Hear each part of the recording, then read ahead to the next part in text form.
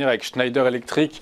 Est-ce que vous êtes aussi optimiste que les analystes financiers qui ont revu leurs objectifs de cours à la hausse et qui désormais visent 186 € sur les titres?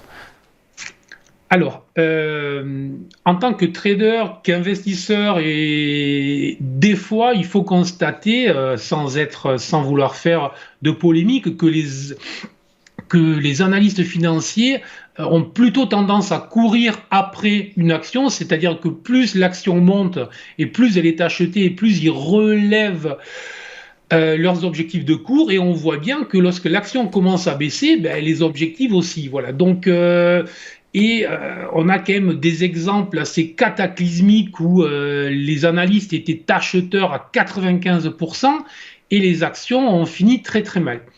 Donc, ceci étant dit, je suis plutôt positif sur cette valeur à moyen long terme, car je pense qu'elle a vraiment un business model très intéressant. C'est une de mes valeurs préférées sur le marché français. Pour le moment, je ne l'ai plus en portefeuille et j'attends des replis pour me positionner.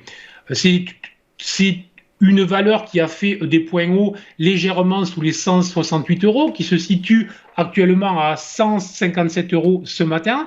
Et en fait, j'aimerais